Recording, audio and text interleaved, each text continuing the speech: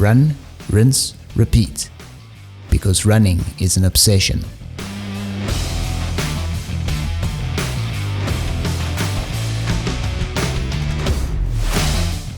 Wow, what a week it's been. Boston Marathon, London Marathon, and 5 weeks to go till Comrades. We will chat to Piet Wiersma. Ultra Trail Drakensberg, what can we learn from the trails? And news for Cape Town Marathon 2025. Yeah, so Boston Marathon, shucks, it was such a good race. I was really excited to watch Helena Berry go for her third win. I thought, I thought it would have been amazing if she could have done it. But I also always love the underdog, and I love watching for athletes that people aren't talking about before the race. The lady who came second, the lady who won came second last year, and I think that's really great for her to come second one year and then move up to first. Extremely talented. I thought she ran the perfect race. I say that. I mean, the ladies' race was insane because they clearly know that Helena Berry has legs at the end and she has a real kick. So their plan was to just go out really hard and wear her down, clearly. And so they started off at a pace that was really hot for everybody, including Helen. I think from halfway, they were already well into record pace for Boston Marathon, and that is really not an easy course. So it's not a course that typically contends for your marathon records, for example, your world marathon records. But, they went out really fast, and as one of the commentators described it, they were just sandbagging each other, like literally seeing how fast they could race without blowing up. You're quite right. Helena Berry's last attempt was a 2:22. By no means she was any slower this year. I mean, a 2:17:41, that's considerably faster. And Sharon Lekedi, who won, was flying at a 2:17:22. So, these are unbelievable times. If we look at Amani Bariso, her best marathon at Valencia was a 2:14:58. So we were expecting big things from her. And unfortunately, she didn't manage to make 2:14. She came in at a 2:21:58. And that's an amazing run still in fifth position. Yeah, I always love the ladies' race, particularly in the States. There's always a race within a race in any of the US or World Marathon majors. The first is who's going to be on the race podium, and the second aspect is who's going to be the first American home. And at Boston, neither of those answers to both of those questions were not clear. And I love that type of race. I love when it's wide open, and I love it when everybody has a chance, and I think it makes for really exciting running and really exciting spectating. I do not enjoy races where the winner is a foregone conclusion. The men's race was pretty exciting in my opinion. John Correa, winner of the Chicago Marathon in 2024 in a time of 2:02:44. So I was expecting a really, really fast Boston from him. And he still managed a 2:04:45 in the end. So a little bit slower, but that was an amazing finish by him. He took the lead, didn't look back, made that gap bigger and bigger. And that was quite an incredible finish for him. The thing about John Correa is really how he tripped right at the start. He fell really in the lead bunch, like within the first kilometer, lost his race number, and immediately got up, picked up his race number, put it in his pocket, and ran the race. He made a really decisive move at 10Ks to go, and just never looked back. And I thought that his race strategy was fantastic. Similar race strategy to that followed in London, which we'll talk about now. But really, it was just a really, really exciting race. I thoroughly enjoyed it. And there was also a really good dice for second and third.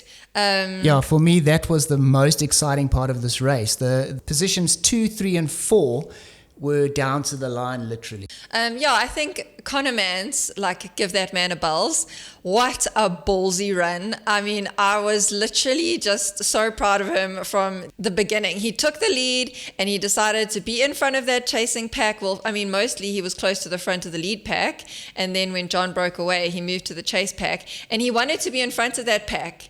And I think that he knew that he was just setting the pace for his two competitors to pass him in the last mile, which is ultimately what happened. Like on TV, you could see that they were not extending themselves, and Conor was definitely deep in the pain cave.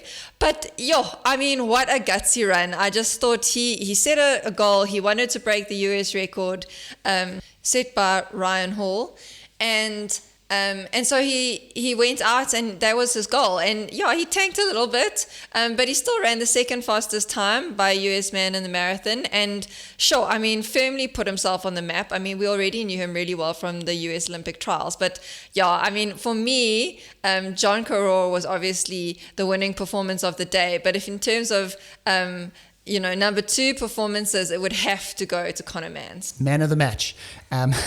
So very interestingly, I noticed this when he did his Olympic qualifier, and there's been a lot of talk about it, his running style. And this is quite an interesting topic. I get asked by a lot of athletes, should I be changing my form? Should I be focusing on getting my running form better to run better? And quite clearly, the answer is not really.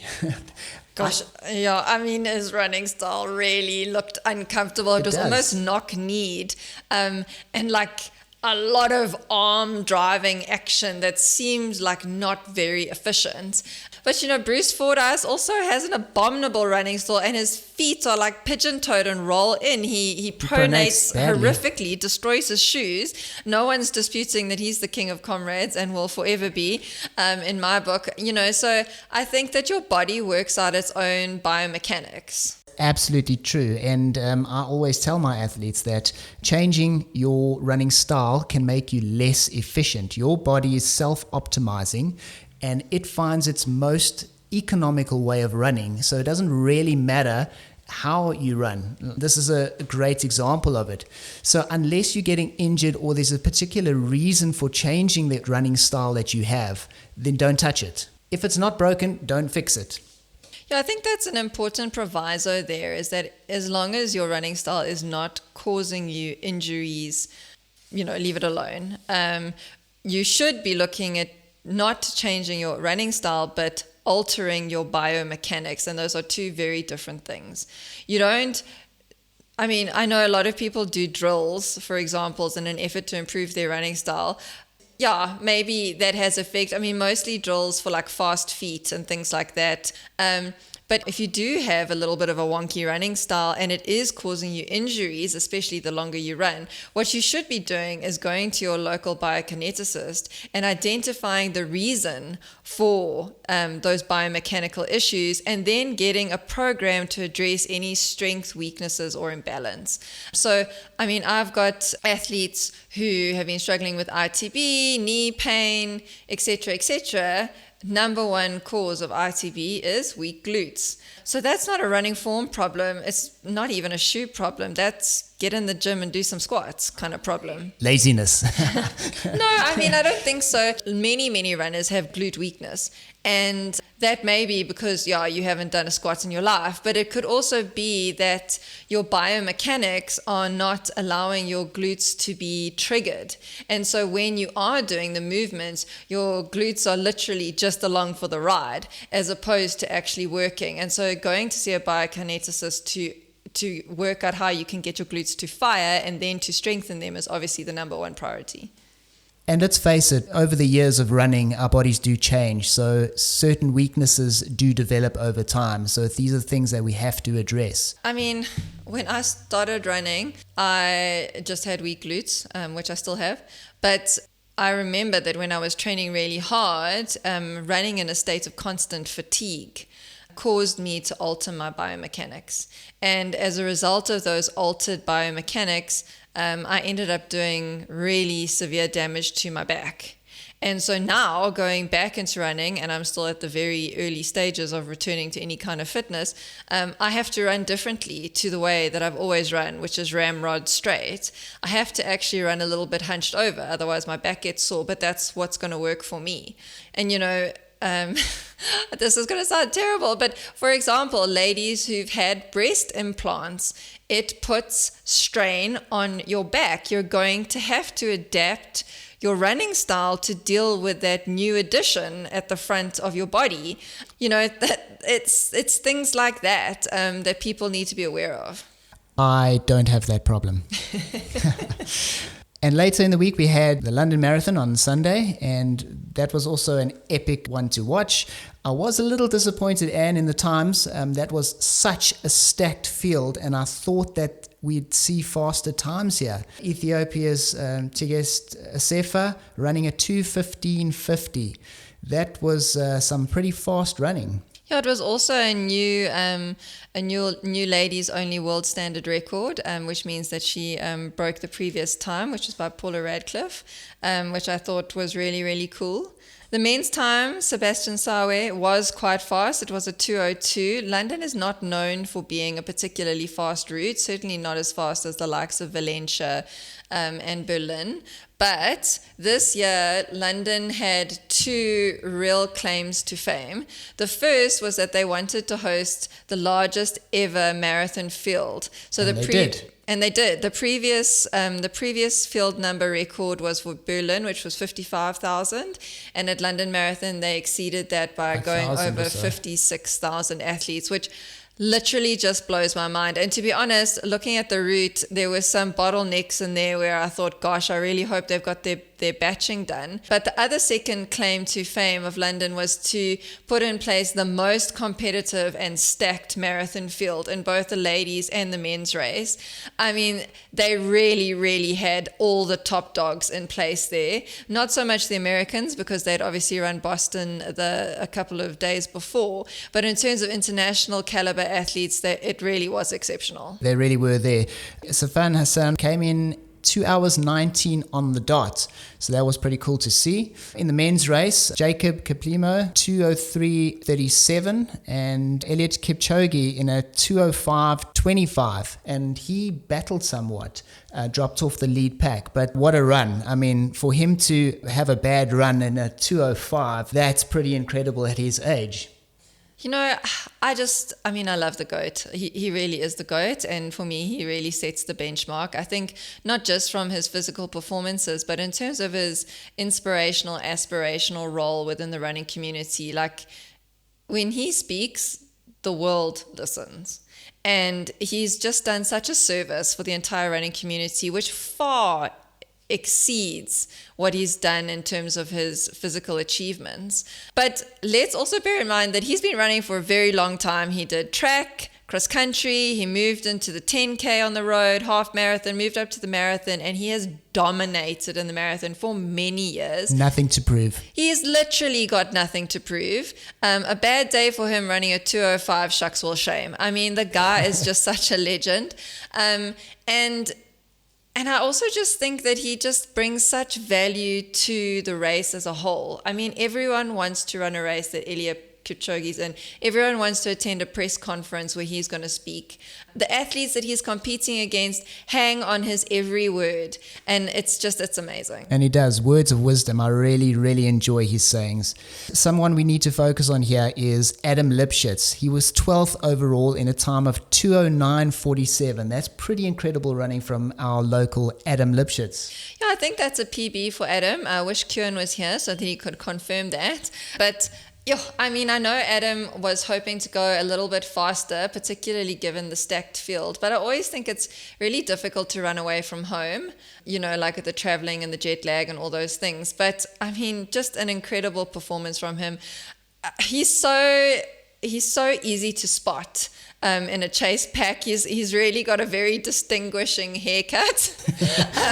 But I just love his running style. He really is poetry in motion. Yeah. I mean, we were talking about biomechanics and running styles earlier. I can literally see nothing wrong with Adam's running style. And I think that he's such a great ambassador.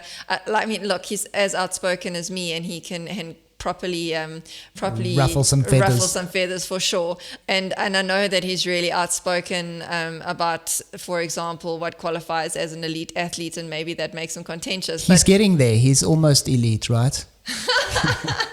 I really rate Adam, and I think he's a great ambassador in South Africa for running. Yeah, I mean, it's early days for him. I think we're going to see some really fast, impressive running from Adam. Yeah, so what was interesting is that I've been involved in the recruitment of the elite athlete field for the Cape Town Marathon for 2025 and 2026. And Adam was definitely close to the top of our list. Previously, we were trying to incentivize Adam to come to Cape Town with a view to breaking Gert Thuys's marathon record of 2:06. But I know that we're going to chat later about the new marathon record set by Elroy Gieland at Hamburg. But just back to London, I just want to talk a little bit about the men's race. Sebastian Sawe ran an incredible run. Similar in tactics to John Coror at Boston. He made a split, I think with like 15K still to go, which was really early, and the commentators were kind of wondering if he'd gone too soon. And he did fade a little bit at the end, but what a breathtaking performance. I really just thought that he just set himself apart from everybody else. So that was really, really incredible. He ran very similarly at Valencia, so I think that he's definitely got a tactic or a strategy that works for him. And then in the ladies' race, I mean, the ladies went out aiming at 2:13. They blew a little bit to finish the winning time 2:15, but they did that similarly to what happened in Boston. They did that because they knew that if Safan Hassan was with them in the last 5 kilometers, she was going to smoke them. So it was interesting to see those tactics on display at both races. I love Safan. I think she's amazing. I feel about Safan the way that I feel about Elliot. Yeah, I'm sad for her that she didn't win, but incredible. It was a PB time for her on the London course. She ran a 2:19, which was really, really quick. I think that's a PB for her. I hope that she's really happy with that performance as well. Yeah, the tactics certainly worked, and I was waiting for Safan Hassan to make her move. Unfortunately, it was too late. They'd gotten away, and it played out exactly how the ladies wanted it to, I guess. So good tactics on their part. Yeah, and moving back to Elroy Gieland, running a 2:05:36 at Hamburg Marathon this past weekend. So breaking Gert Thuys's record of 2:06:33 in 1999. That's almost a minute faster. Unbelievable running from him. You know, I have such great respect for Elroy. He's just one of those worker bees. You know, he keeps a pretty low profile. He's not full of drama. Even his social media presence is relatively slim. But he flippin' does the work. And I know that he's been building for a really fast time for a while now. I've actually been engaging with his agent because, as I said, I've been trying to recruit elite athletes for the Cape Town Marathon field. And he's really just been plugging in what he needed to plug in to chase the South African record for months. And I was surprised that he wasn't at London. I thought that, everyone wants to go to London, but he flew under the radar and he went to Hamburg and he absolutely smashed it. And I think that it's going to be a challenge now for anyone to break that record for time to come. But sure, I mean, just really well done to Elroy. I think that performance was truly inspirational. And I think that it's a really good sign that South African athletes are upping their game. Yeah, it's really, really good to see that. And can you give us an update of what's happening for Cape Town Marathon 2025? Yeah, so I joined the company that is responsible for managing and hosting the Cape Town Marathon in January this year. And we weren't really sure what role I was going to fulfill within Cape Town Marathon. They've got a really large team, a really, really competent staff. Sure, it is such a professional organization, I have to say. But the company is called Faces. And it seems as though I am assisting with elite athlete recruitment. So that is basically recruiting gold and platinum label athletes from around the world. We use an agency at the moment to do that. But I have scope to try and attract local athletes. So that would be Lesotho, Zimbabwe, South African athletes. So I've been managing that process. And then I'm also managing all the South African elite athletes and age category contenders. I think because I probably know most of the athletes who are currently on the circuit far more easily than the rest of the team. So that's been really cool. And the second thing that I'm doing at Cape Town is assisting with the charities. So I'm sure listeners know that London Marathon is the highest fundraising charity initiative in terms of marathon racing. They raise many millions of pounds for designated charities, and that really is a key driver of their marketing, and it really is a priority of the race. And we certainly hoping to see more of that at Cape Town Marathon, especially as the race starts to target a greater number of international athletes. So by applying to become a world major, we hope to be able to attract at least 10,000 participants in the race internationally, which is different to other races in South Africa. For example, the Comrades Marathon has fewer than 2,000 international athletes. That's very small. It's really tiny, and considering how much money, frankly, can be made from the international athletes through your entry fee and charity initiatives, etc., I feel like it's a missed opportunity. At Cape Town, we're definitely going to pursue that. And as part of that process, we support or allow international charities to market themselves to international participants. But a very, very important step from this year will be that we have 2 South African charities which will be marketed to international participants for support. And both of those initiatives are focused on grassroots development runners. So they are grassroots development running initiatives. So I think that's just so important. And it's something I'm really proud to be associated with. Yeah, I think it's all very well having charities and supporting local charities that are around, but seeing as it's a running event, feeding back into running development in the country is crucial. It just makes complete sense. And I don't think there's anybody better suited for this than you, Anne, with your passion for development and for your knowledge of the elite race. I think you're ideally situated. Oh, David, flattery will get you everywhere. Yes. No, but I mean, development is something that I'm incredibly passionate about. Whether it's elite athlete development or grassroots development, it's been a major driver for me as far back as 2013, when you and I started the Born to Run Club, which was elite, sub-elite, and development focused. And it really is the thing that sets my soul on fire. The Team Massmart sub-elite, elite, and development initiative is still something that I consider to be my greatest achievement. Like, I think that team just did incredible things. And so having an opportunity to give back and to promote investment in the sport and development in particular is really, really important to me. And I think that obviously the charities feeding back into the running community is the way to try and improve that and try and professionalize running in South Africa. Yeah, so I think that what our priority here is to make sure that South African runners do not get left behind. As Cape Town in South Africa enters the world stage, in terms of marathon running, we want to make sure that South African athletes are going to be increasingly competitive in that event. And that means they have to be world class. And so it's going to take some time, but investing in the development of the sport is the way to go. Yeah, I totally agree with that, Anne. We were fortunate enough to go down to the Berg this past weekend and run the Ultra Trail Drakensberg, except we didn't run the Ultra Trail. We did the Nappy Dash, the 36 kilometer, which turned out to be roughly 38 kilometers, as it is with trail running. And I think we've got some things we want to share about our trail experience.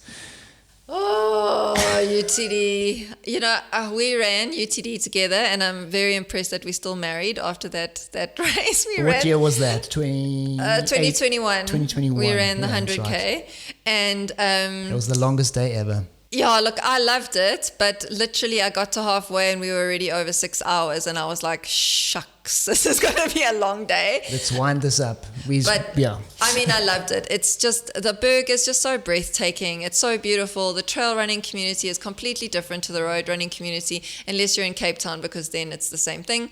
But I mean, I don't know. I just love UTD, and UTD has grown as an event. It was slick, eh? It was really nice. It was really great. So UTD and UTCT have now kind of combined resources. And Sue Hewlett is now involved together with Spurgeon managing UTD. It's now sponsored by RMB, which they previously didn't have a big headline sponsor. And it's just so well organized. The vibe, just everything was really, really well done. The race village was amazing. There was really great catering. The camping, which I do not do, was really good, according to my friends who did camp. I mean, the route was really well marked, a little less well measured, but a trail run, you never really can tell how far you're going to run. Exactly. Even the seconding points along the route and the 36, there were 3 points, like super friendly people there, really nice. And the weather was amazing. I mean, the weather in KZN last week was pretty horrid, and I was worried that we were going to have sleet, snow, and lots of mud, but it was a really beautiful day. Yes, but I made a rookie error. You entered the race. Oh, okay. Well, now we're going to own up and say that we actually entered the 65 but had to downgrade. But yeah, I mean, my training just hasn't been where it should be. But anyway, I'd had a bit of a bug all week, so I wasn't planning on racing it. I just wanted to enjoy the experience. But did you? No, not really, but that was my own fault, because I did a rookie error. Despite having run competitively for 16 years now, I did not plan my race nutrition, and this is one of the points that I want to speak about. I know that you need between 60 and 90 grams of carbohydrate per hour. And what did I take with me? 23 grams of carbohydrate per hour. And then I wondered, after 2.5 hours, I was flat on the trail. I really, really hope that your athletes are not listening right now. Especially after I lectured them this week. Yeah, but that's leading into the first point that I want to talk about. What can road runners learn from trail runners? Fueling. So trail runners eat solid foods. It's not for everyone. Road running, I could never eat something solid, but they eat. They make sure they eat, and they generally eat quite a lot. So because you're often in zone 2 and 3, you're burning through a ton of calories. And so eating for trail runners is really important. So the first thing that road runners need to learn from trail runners is make sure you eat. I think it's far easier eating on a trail run, because you're not running at top speed, so you can breathe and eat at the same time. Obviously, you've got your hydration pack, and you can load that thing full of snacks. What does Lucy Bartholomew call it? A picnic on the go or something? Picnic on the run. There you go. I have to say, I don't know how much air I had left to breathe and eat simultaneously at 2,500 meters. But yeah, what's so interesting for me is, as a road runner, you don't stop. Even if you have a walk, which is usually when you take on your race nutrition, you're still moving forward. That's the golden rule of Comrades, is never stop moving forward, okay? But trail runners will pull into a seconding station, and they'll unpack things and unwrap things and have a talk and a picnic. My old coach used to call that having a picnic, but they take time to refuel. And I think that that's something that's important, and we need to take cognizant of that, is that you don't have to stop moving as a road runner, but you do have to consciously make a decision to refuel on the run, especially during ultra marathons. Yeah, I wouldn't advise sitting down for too long if you are a road runner, but it's acceptable in trail running. Have some time out, sit down, get your nutrition in, restock your pack, and move on. It's going to save you in the end from really, really bonking. Yeah, I mean, you see that on like the UTMB and your really long trails, people do sit down and hydrate. I mean, I have sat down on a trail exactly once and I found it extremely difficult to get back up again. So for me personally, I will stand and eat. And I usually rely on my seconding team to pack and unpack my hydration vest with food and snacks for me. I won't sit down, but it is something to bear in mind. The other thing that I learned from Courtney Dauwalter watching UTMB in 2022 was the use of wet wipes. And I know this is going to sound weird, but when you're running an ultramarathon or a really long time, especially all day in the sun, you get like sticky salty and crusty. Yeah, crusty, and it's disgusting. You get those like salt lines around your face and down your neck and the in dust, your shorts, dust caking on your face. Oh, I mean, especially if Delicious. You're running into Peter Maritzburg on an up run with one of those Bergwins, it's just yuck. And I remember so distinctly watching Courtney Dauwalter at an aid station on a trail run, and her partner gave her a pack of wet wipes, and she just kind of wiped her face and her nose and her hands and the back of her neck, and I was like, what an amazing thing to do. A little pick-me-up. Yeah, and I've tried it ever since then. If I'm on a trail run, which these days not very often, but moving on, and I've had this wet wipe, even to just like wipe your hands so that you can eat your food with clean hands. It makes such a difference, and it's such a girly thing. I don't know, the guys listening to this podcast are going to be like, oh, this is so lame, but just try it. Like, pack a thing of wet wipes in your seconding box for Comrades or at your next trail run, and try it, and I promise you will never go back. I saw Courtney that year. I was crewing for you, and literally every single stop that she made at a water station, at a seconding point, she would whip out the wet wipes, give herself a little wash down, and I'm sure she felt like $1 million every time she left a aid station. Well, I mean, I think about the one time at Comrades where I had a TV camera on me for a long portion of it, and I think it's a very good thing those things are not high res, because I'm sure that if you'd zoomed in, I would have looked pretty disgusting. And there you what's your prime Comrades photo when you get to the finish line underneath the arch? Do you know what you look like? You look disgusting. Sorry. You're covered in sweat and salt and dirt and leftover goo and maybe some Coke that splashed on you somewhere, maybe some yellow Powerade. I don't know. Like, if you used a wet wipe, you'd be like ready for some photo action, just saying. Yeah.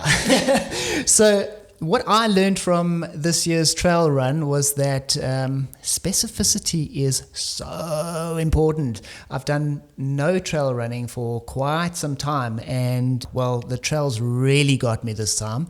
I think I must have kicked a rock about 5 times, and the last time I literally thought I'd broken my toe. I couldn't run down to the last aid station.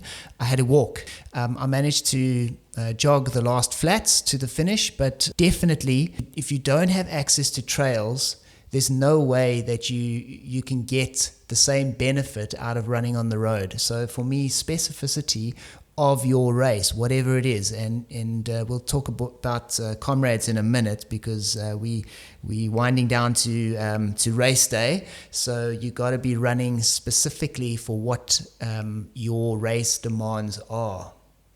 Yeah, let me just tell you guys how grumpy David was when he got to the finish with his, what we thought was a broken toe. It made me very glad that I bailed it halfway, because I thought if he's that grumpy, I would have been worse. But I agree. We haven't run any trails since we left KZN, and I'm not sure that running in the forests in Hilton counts as a trail run. So we'd done nothing, and I could definitely feel it. I mean, I feel like I've got a bit of ITB, which I don't deserve, because I didn't run far enough to get ITB on a single race. But I mean, you and I were both limping down the stairs for 2 days after just running a little nappy dash at UTD. And I think I'm pretty strong. Like, I do my gym work, And I'm slow as a runner, but I thought I had some muscle memory. But goodness me, yeah, I definitely agree is that if you're training for a trail race, you've got to get on the trail. There's no other way around it. And I think also within that training, you need to run the type of trail that you're going to race on. So, for example, you can always tell when Otter's coming around because half of trail running Johannesburg is up and down the West Cliff stairs. And when I was training for my first UTCT, I was at the gym doing these outrageous exercises with my bio, trying to simulate what it would be like to, for example, jump off a rock. And yeah, it's just, you do just have to pay attention to what you're doing. I think I remember that when Piet Wiersma won Comrades in 2015 and then was going for the down run in 2016, the commentators on the Comrades Marathon had spoken to how she would train on downhill routes in the Sabi area, in the sort of God's Window, Dahlstrom area, how she would practice running fast downhill. Now, I've never done that, but, it clearly worked for her because she had some exceptional results. So I do think specificity is really important. Yeah, the other thing that I learned from trail running is never go into the red zone. And I feel like this is also important for Comrades runners. I mean, we'd literally been running for like 1.5 kilometers and we came to our first incline. Everyone stopped. And they walked up the hill. And I was like, oh yeah, this is what trail runners do. And it's quite an adjustment from a road runner who wants to run all the time. Big mistake. Exactly. As a trail runner, you have to walk the steep inclines to save your legs and conserve your energy.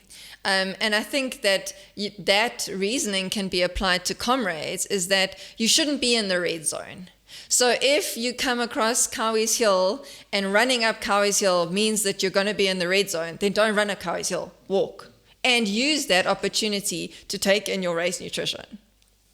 Yeah, so to sum it all up, the trail run we did on the weekend was, fortunately for us, not a goal race. It was going to be a lovely weekend away, picnic on the move. And I think that's exactly what it was. We tried to make the most of it. Except I didn't have any picnic because I underpacked. But a big shout out to Ultra Trail Drakensberg. What a fantastic event. I highly recommend it for anybody who wants to check out the trails and just enjoy the berg. With only 5 weeks to go till the Comrades Marathon, I'm sure everybody's really busy with their long training runs, and as we mentioned, the specificity of your training should be in line with what your goal race is. So of course we're doing our long runs at the moment, and there's a lot of questions around what we should be doing, how we should be doing it, and when we should be doing it. I get asked really often by athletes, when exactly should they be doing their longest run? And typically that's a 50 to 60 kilometer long run, depending on your ability and what time you're going for at Comrades. The most important thing is to remember that your long run shouldn't be too far away from Comrades. Otherwise, you're getting the benefit of it, then you are detraining from it, and then you are running your race. So running it way too early is not a good thing. And a lot of runners are running their long run as 2 oceans.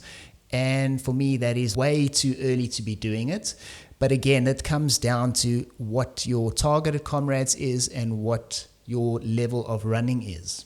Yeah, I think that's something that's really important to emphasize, because I've also got a lot of queries this week as the athletes we coach listen to other podcasts. Why listen to other podcasts? You should just listen to this one. No, I'm kidding. But, for every single athlete that's going to be on the road, there's a different training formula that's going to work for them. And it's the coach's job to figure out what training formula is going to work for that individual athlete. Like, that's what you pay us for. And so not every athlete is going to follow the same script in their build up to Comrades. And that's going to be different even between athletes who have a similar goal time. For example, I'm coaching 2 fantastic female athletes who run for a Bora Running Club at the moment, who on paper have very similar race goals and race results. Their training is different. They do different long runs, they do different strength work. One has an extra rest day a week. It's because they're different and they have a different response to training.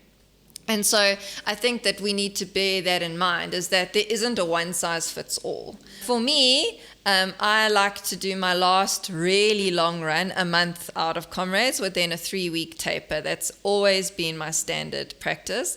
And from early days when I was even just coaching myself, I always followed a 3-3 methodology. So 3 marathons in the build up to Comrades, 3 ultra races or long runs. So 3-3, and I tend to do similarly with the athletes that I coach. But last year, I was coaching probably the greatest number of silver medal contenders that I'd coached before. And I found that they got really tired 6 weeks out. And so their last long runs were mentally and physically just too fatiguing. And so something that I've experimented with this year is alternating. So long run one weekend, short run the next weekend, long run the next weekend, short run the next weekend. But what does that mean? It means that they're doing more long runs and less medium to long runs. And so, for example, they'll do a 40 to 45, and then they'll do a 25, and then they'll do a 45 to 50, and then they'll do a 25. And so the messaging here is that, again, different plans work for different people. And let's not forget, doing a long run one week and then a shorter long run the following week and repeating that cycle, you're still getting consistency, and you are definitely not going to lose out on that aerobic fitness that you are trying to achieve. In fact, you're going to be a lot more recovered for the next time you do that long run. Yeah, I think something else also to mention is, as we've learned from Yvette van Zyl, is that if you're injured, or if you think you're going to get injured, or if you're really unduly fatigued, for example, maybe you've got a bit of an ITB flare-up or an Achilles issue or something, you can substitute a long run, not all of them, a long run with cycling. So in the build-up to Valencia, Yvette was injured. She was coming out of injury, and she wasn't able to do her long runs for many weeks. So she got on the bike, and she would cycle for as long as it was going to take her to do her long run. Now, I personally would not be sitting with my tail on a bike seat for 6 hours in lieu of running 50 kilometers. I'd rather go run the 50 kilometers. Also, an indoor trainer is like purgatory to me. It's like a necessary evil, but it is something that you can do, but it's all about that cardiovascular base. So if you are really nervous about doing one more long run between now and Comrades, you could do either back-to-back long runs of the same distance. For example, instead of doing a 50k, you could do 25ks and 25ks. Or what you could do is do a shorter run and then brick it with a cycle. So for example, you run 3 hours and then you get on the bike for 3 hours. So it's really about your cardiovascular base for me. And there's 6 million ways to skin a cat, as it were. So I think also the importance of the long run. How important is it? Well, I know of runners who have never run a single long run, and I'm talking about the 50 to 60k long run in the build up to Comrades, and they still finish Comrades. And they're obviously not competitive runners, but they are running to finish Comrades, and that's fine. So if you're running over 3 hours for a training run, what is the benefit? Is there any benefit? What's the limit? So 3 hours is about the maximum benefit you can get out of an aerobic session. So then why do we go over that? Why do we run 4 hours, 5 hours, 6 hours, and so on? Well, it's really for the mental part of it, to get through that, knowing that you can still run on those tired legs. And I think that's the advantage of it. So if you're running over 3 hours, you get diminishing returns. If you feel that, like Anne says, you are going to get too injured from it, then rather brick it. Rather do a run followed by a cycle and keep that metabolic state going for a longer period of time, and get into that headspace of continuous aerobic training for a set number of hours. I mean, I think, well, that's right. The second benefit to the long run is to test what you're going to do on race day. So what kits are you going to wear? What nutrition are you going to have? At what point do you start needing the loo in a very urgent way? So for example, this week I was reading through some athletes' comments from the long run last weekend, and a couple of them just talked about completely burning out of energy. And my first thought is, have I overworked you? Are you overtrained? No. What's next? Nutrition. And so I posted on my group, listen guys, you need to nail in your nutrition. We've got one last long run. This is what I want you to try. And one of the things that is often overlooked is your need for protein, especially if you're running all day. If you're in one of those later medal groups, you can't just do gels and juice. You've got to do some food and you've got to do some protein. And that's going to be something that your body's not used to. I have never eaten a sandwich on the run, but if I was going to be running for 11, 12 hours, I would probably want to sit down and eat a whole burger because I can't imagine how hungry I would get. But then if I do want to eat a whole burger, which have got your fats and your carbs and your salt and your protein, so literally the perfect it's a balanced meal. Exactly. Yeah. If you do eat your burger, what's your stomach going to do? And so this is what you need to be testing on your long run. So I made a recommendation. Oh, guys, you need to maybe consider adding some Pepto Pro to your bottles. If you have that, what is your stomach going to do as a reaction? Try and have a protein shake at halfway. If you do that, how is your body going to react? Are you going to be making the shortest trip to the nearest bush? You need to know that in advance. So that is an additional benefit of your long run. So I think that's a really, really important top tip. Get your nutrition, get your hydration, get your kit sorted on these long runs. Then my top tip for this is, how fast do you need to run your long run? Well, that's pretty simple. You need to run it slowly, like really slowly. Run at your Comrades pace. So anything from your silver medal cutoffs all the way to the 12-hour cutoff, you should be running at your Comrades pace. Now, your Comrades pace in any of those categories is generally going to be a lot slower than you would run your normal weekend long run. I just want to jump in and say that pace also needs to factor in your stops. So factoring in your walk breaks, people always ask me about a walk break, and basically what that is going to be then is you're going to say, what is my comfortable pace that I can run the whole way, gives me X many more minutes or seconds per kilometer, which I'm going to use as a walk break. So for example, it is comfortable for me to run at 5 minutes a K, but in order for me to finish Comrades in my goal time, I'm going to run at 6 minutes a K. No, you're going to run probably just over 5 minutes a K, bank the 45 seconds per kilometer, and then use that collection of 45 seconds for a break somewhere along the route. So exactly that. There's the specificity coming in right there. So you're going to do exactly what your strategy is for Comrades in your long run. So you need to be practicing it.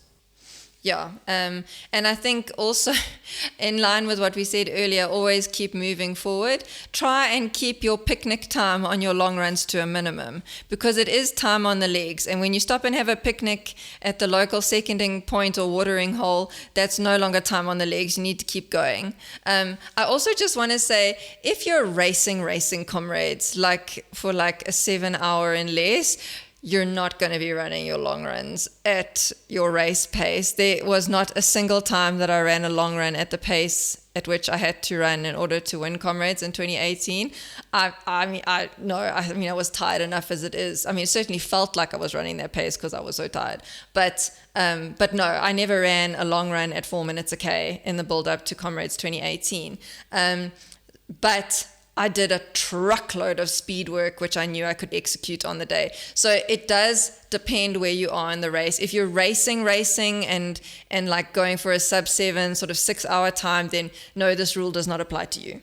As I said, your long run is going to be slower than your normal average weekend long run. Staying on the topic of Comrades, I was fortunate enough this week to chat to Piet Wiersma, last year's Comrades winner, to see what his hopes are for this year's Comrades. Hi Piet, it's really good to speak to you again ahead of the 2025 Comrades. How have you been, and have you been injury-free in your build-up so far? Yeah, thanks David. Happy to be here. So far I've mostly been injury-free. Haven't really had major issues apart from some small niggles. But fortunately, out here in Kenya, I have a very good masseuse. Yeah, who's basically keeping my body in one piece. So those things definitely help, and also just the amount of additional rest that I'm getting these days. Being a full-time runner now, as opposed to maybe just over 1 year ago. Yeah, it doesn't mean I haven't had any issues in that sense. Mostly during my initial period in Kenya, when I came back after summer, after my rest period for Comrades, I started out quite well. When I came back to Kenya, I was already in better shape than I'd expected initially. After such a quite a long rest period. But soon I started getting some issues, and then I did some races in South Africa twice, and both times I was just very much performing under my level, despite having trained well in Kenya most of the time. And then when I came back after the second time, this was like halfway through November. It turned out that I had some issues with parasitic infection and some other infections as well. I think food poisoning and a bacterial infection, but the parasites were the main thing. And also because I'd probably been dealing with that since like late August or early September, it had become like a major infection, and it had to be treated. And then another issue was like in early December, I could not access my money, my bank account. So basically throughout the month of December and part of January, I was without access to any of my funds, which basically meant that I was kind of dependent on some other guys here in Kenya, and we were unable to buy drinking water. So like a friend of mine was saying like, okay, I know a spot nearby where the water is very clear. Let's take the water from there. It's very clean. Well, it turned out it was not clean, and which also meant that throughout December the infection came back. And then in early January, I asked my parents for some money at least to be able to go to the doctor, and then I did a checkup, and turned out that the infection had come back indeed. And from that point on, I went back to at least buying filtered water, and just being a lot more careful with hygiene. Which meant that like by the end of January, I was in quite good shape again. Also, when I went back to Italy for ahead of time for the Sevilla Marathon. Unfortunately, that marathon didn't go as planned, despite being in good shape then. Simply because I was having some stomach issues during that race again. And also because of those infections, I had been unable to train with drinks and with gels during my training. So my stomach was just not used to any of those things, and basically throughout the entire marathon, it didn't take in anything. So yeah, which was frustrating, because I also felt at the same time that I was in very good shape, and the first 10K went in a pace that felt so much easier than it would have been any time in my life before. So the shape was definitely there. So it was a bit frustrating that this held me back. And then after 15K, I was like, okay, it's not going to work out today, so I'm just going to finish the marathon at a relatively easy pace, so at least to qualify to have my qualification as an elite for Comrades there. So that has basically been my main issues so far. But since coming back to Kenya in halfway through March, more or less, after like a short rest period after this marathon, I haven't had many issues, and so far my training has been going very well. How has your life changed since winning Comrades last year?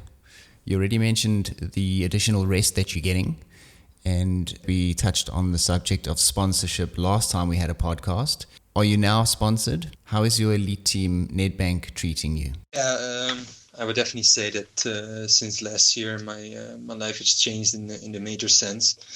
mostly in the sense that, well, basically what I talked about ahead of Comrades last year as well, that winning Comrades would basically give me the opportunity to train as a full-time athlete for the first time, and that's exactly what I've been doing. Throughout the last year. I think that since Comrades last year, or let's say 12 months ago, I think I've spent like 9 or 10 months in Kenya, and yeah, I've definitely made major progress in a lot of areas. I think as a runner, was like I said, couldn't really show it in my marathon, unfortunately, and also not in the smaller races in South Africa last year. But that doesn't mean I haven't made progress, and now I definitely feel better than ever, because now I feel like everything is really coming together. Because I'm healthy, I'm doing regular checkups now. I know how to deal with while keeping everything clean, and also making sure to wash the food and everything, so these things don't come back. Well, certain things you can never entirely avoid, let's say. But yeah, then that's why I'm doing the regular checkups as well. Sometimes I have to take some antibiotics for a week, but most of the time I'm just healthy and doing well and eating well and resting well, and yeah, that just makes so much of a difference, I think. And yeah, also financially, of course, I'm better off. Wouldn't say I've spent a lot of my money of Comrades since last year. I mean, at least not on myself. Out here in Kenya, sometimes I'm able to help some people out, and with some smaller things, but mostly like any money that I've spent on myself has been on training or on traveling or things like this. But for me, I mean, that's okay. I think the best thing for me now is to keep my life kind of as simple as possible, and as focused as possible when it comes to training and rest, and staying here. And the fact that I'm able to stay here for such a long period of time is a blessing in itself. And I can just feel, like as a person, I'm just so much more at ease, I think, this year. Not having to worry about other things besides running, besides training, and besides resting. And yeah, just I feel like my mind is a bit more free and tranquil, and gives me a bit more space to also to focus on improving in other ways, like in a mental sense. And I'm reading a lot, and I meditate quite a lot. I rest, and so yeah, I think mostly these things I think could continue for a long time, but yeah, many things have changed in that sense. And yeah, also the fact that I'm having a contract now with Netbank since last year has made a big difference. Like since January, I'm actually getting a salary every month, and it's definitely a good salary. So I'm just really, I mean, this is just really my job now, and that's definitely a major change from last year, I think. With just 5 weeks left till Comrades, where will you be spending this time? Are you staying in Kenya, or will you be traveling out to Dullstroom here in South Africa? Yeah, good question. No, definitely like the lion's share of my preparation I'm doing in Kenya. So basically, I'll be here until basically 2 weeks before Comrades. Then I'll go down to lower altitude to Pretoria for my last tapering. Essentially the same as I did last year. Only this year, of course, I came to Kenya much earlier. I came back to Kenya much earlier, halfway through March instead of halfway through April. This has given me some more margin. Last year, I would say my preparation was quite hurried, and now, yeah, I've built up a little bit better. But even when I came back to Kenya in March, my shape was already feeling a lot better than last year when I came to Kenya in April. So this additional space has definitely done me a lot of good, I think, and that's also why training has been going well lately. And yeah, so basically these last few weeks I'll be spending in Kenya, like I think 3 more weeks now. So also like some additional long runs for Comrades and some speed work with my group here. And then those last 2 weeks, like I said, I'll be going to Pretoria, doing some tapering there, and yeah, then basically just getting ready for Comrades like last year, and probably I'll do one last long run there. But most of the time it's just you're just building down. Like it's not like you're resting all the time. It's not like you're not training anymore. I think the idea about tapering is normally that you do basically the same things, only lower volume. That's the main thing. So if you're normally doing speed on Tuesday, then you should keep on doing speed on Tuesday. Just do a bit fewer repeats, or make repeats a little bit shorter. It's basically things like this, and then of course the last week, yeah, is a lot more rest, and then especially those last 3 days before Comrades, which are generally quite chaotic. And then I'll just be in Durban, of course, getting ready for the race. But this is, yeah, how my last weeks are gonna look. Are you feeling additional pressure as the Comrades champion this year? Also, the big question, are you going for that record that Tete Tejane set in 2023 in a time of 5 hours, 13 minutes and 58 seconds? I mean, to answer your first question, I'm going to give the same answer that I've given the last 2 years. Like for me, it doesn't make any difference whether I'm an underdog or a favorite. What's in my mind, that's the most important thing. And every year I just enter Comrades with the intention to do my best, with the conviction also, I think that any year could be my last year, and at the same time with the basically with the intention that it's also my first time in a sense that like the last years are not a guarantee for anything, which just gives me yeah, a little bit more freedom, I would say, in a sense, but also just reminds me that every year is special, and that every year I should be trying to be my best, not rely solely on what has happened to me or what has worked for me in the last few years, but yeah, but try to be my best every year, which means improving every year. And I think it kind of links into the second part of your question as well. Of course, 2 years ago, I finished, I think, 2.23 seconds behind Tete.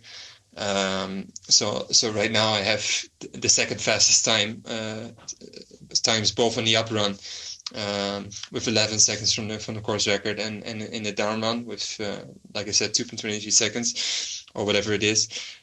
And yeah, at the same time, I feel like my shape is a lot better than 2 years ago.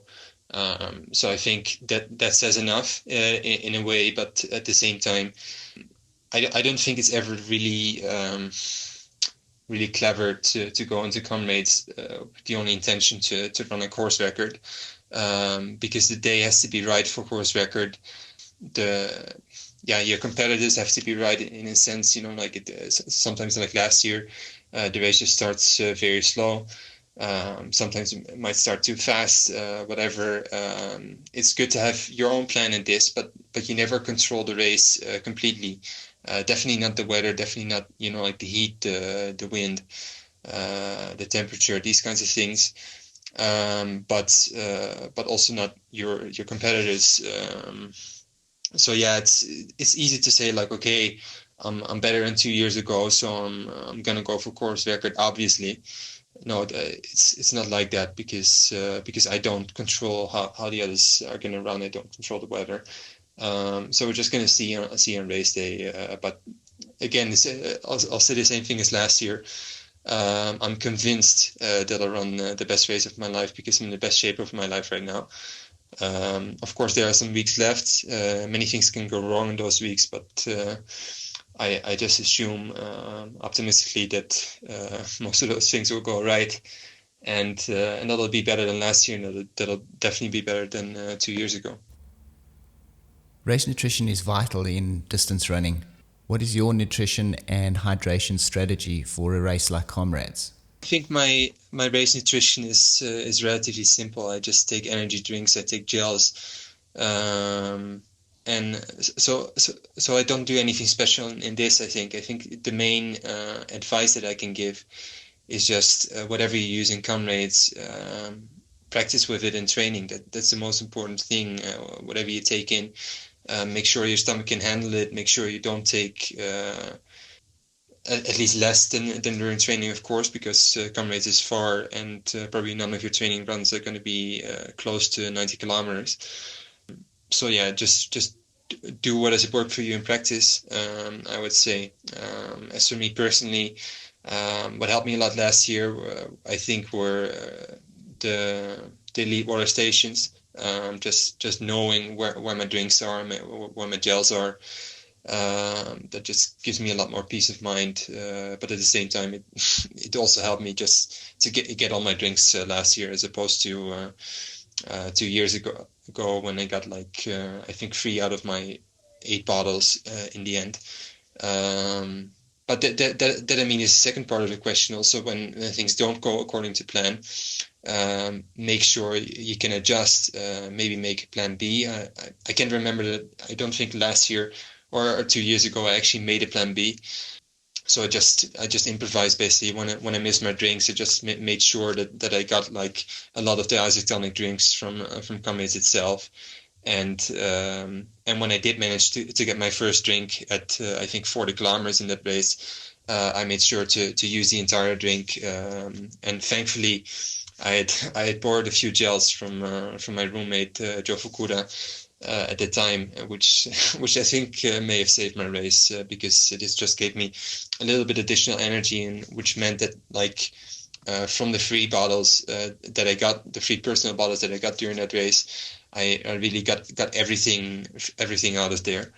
And that meant that I maintained my energy until the finish, and that I was able to finish in the first place, and let alone in second place. But last year definitely went a lot better. Got all my bottles. Also, like in the back of my mind, I was preparing, like for just in case it goes wrong, that I had to make sure to take in as much as possible from the start. So basically, already from the first bottle, 10 kilometers, I already took an entire gel. I already took almost the entire bottle, I think, just to make sure that like my glycogen reserves in my body, in my muscles, stay as high as possible. Because I mean, Comrades is far. It's a long distance. And having a little bit more reserves in your muscles over those last 20, 30 kilometers can make a big difference. So I think that is the main thing. Another thing, a little bit of a trick that I would use personally is with using caffeine. Caffeine can be, like a good instrument. It's not going to make you a strong runner if you haven't trained well, but it does give you a little bit more mental sharpness. And for me, the strategy is basically like in the week before Comrades, I will not take any caffeine, no coffee, no tea, whatever. And then when I take my caffeine in Comrades, I know it will work. And I also decide every time, that I'll only start taking caffeine from around halfway, from around 40 kilometers, I think, which just gives you a little bit of an additional mental edge. I wouldn't say it changes that much physically. Maybe a little bit, but mostly the effect is mental, and it just gives you. It just means that when you're getting tired, like during the second half of the race, which everybody does, and it's completely normal, that you stay a little bit more sharp. An additional thing, but it's definitely not the most important thing. The most important things, like I said, are the basics. Make sure you get enough, but at the same time, if you're planning to take in a lot during Comrades, make sure you take in a lot during your preparation as well, and especially during those last long runs. How will you be celebrating after Comrades this year? And will you be taking some rest, or will you be planning for your next big event? First of all, I never make plans to celebrate anything, or at least not when it comes to races, because that is already assuming that there will be something to celebrate, which seems a bit presumptuous at this point. Of course, I'm confident in my ability, but for me, The only thing that exists right now is Comrades and the weeks until Comrades, and I don't think really about what's going to happen after. Of course, my plans right now, like um, I have already bought my flight tickets for after Comrades, so the Tuesday after the race, I will go back to Italy for a while, see my friends. Also have to leave my room in Turin during that time, so I have to empty it over summer. So I think most of my summer I'll just be spending there. Probably visit my parents for a week or 1.5 weeks or something. Like through that time in the Netherlands, and then also see some of my friends there. And I mean, this is the main thing. So I don't have major plans for after Comrades, or at least not for the rest period. Besides just resting and doing those things. I mean, the celebrations I'll leave for after Comrades. I think I'm pretty good at improvising those things. So I'll probably go out a few times and have a few beers with my friends. And I mean, that's the main thing. I haven't really decided yet when I'll be going back to Kenya either. I think it might be either early August or early September, depending also on which marathon I'll do later, which of course is the other part of the question. I think the next goal is going to be similar to last year. Like I want to focus on the marathon again after Comrades. So just I'll be going to Kenya, and then when I'm going to Kenya, I'll be joining the full program of the group that I'm training with now, and then just see how many steps I can make as an athlete in that sense, and also work on my speed and long speed and things like this. I mean, marathon is a very different beast than Comrades, so I think I might very well do the same thing as this year, which is focusing on the Sevilla marathon in February, which means that if I go back in August, that'll give me a long period of preparation. So it might also be early September, but no later than that. And the other opportunity might be Valencia in December. The only issue is that in Valencia they probably won't allow me to start as an elite, and in Sevilla I know they will. And also, yeah, I mean, Sevilla Marathon I kind of know right now, and I know the city, and I know some places to stay. So I mean, I think that's a good goal. And also, if this is gonna the timing now of the marathon in February, then a short rest period after that, and then going back to Kenya, if it's gonna work for me now, I think I can be pretty confident it's something that can work for me last year. So I think that might be the thing. Just to focus on the marathon after Comrades, and yeah, come back here same as last year. It's been really great catching up, Piet, and I look forward to chatting to you after Comrades. All the best. So, Anne, just ahead of Comrades this year, I see you've got a couple of talks coming up for clubs. I don't know why that is. I seem to be back in fashion this year. Maybe I was just too busy last year. But I really love a club talk, actually. I think that it's really important for anybody involved in sport to make themselves available to clubs, to do talks and to interact with runners and participants, because that's the only way that you really get a feel for what they want, what their expectations are. You can deal with feedback.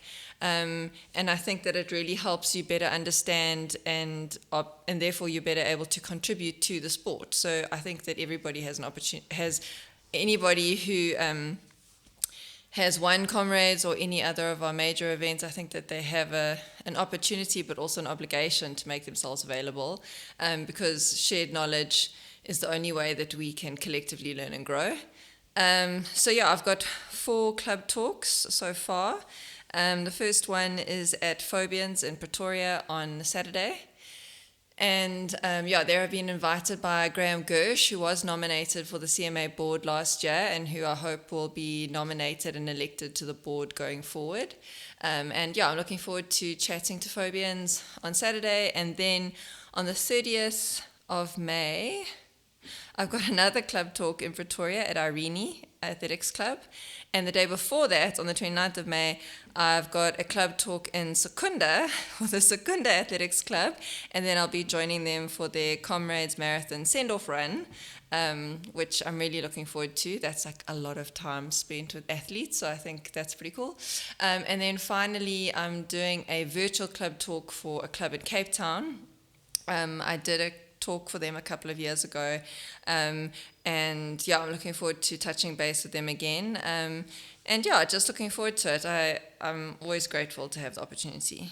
For anyone who hasn't seen Anne in action, it's a really great opportunity to hear her journey, and it's almost like a comedy show, so I really recommend it. It's highly entertaining, so do make an effort to see one of Anne's talks. If there's any clubs that are interested in having Anne come and do a talk for them, you can easily get in touch with her. Just visit a-teamcoaching.com and drop us a mail. David, I have to say that I'm only as funny as I have number of glasses of wine, so let's see how that turns out. And that's a wrap for this episode. Yeah, it's been really cool chatting. I get to chat to you every day, but it's cool to record our conversation. I'm sad that we've missed Kieran today. He's recovering from his overseas travel to India, but I'm sure he'll be back in 2 weeks' time to give us a full lowdown on that, and hopefully to give us his race predictions for Comrades 2025. For help with your training, visit a-teamcoaching.com. Subscribe to our podcast and don't forget to run, rinse, and repeat.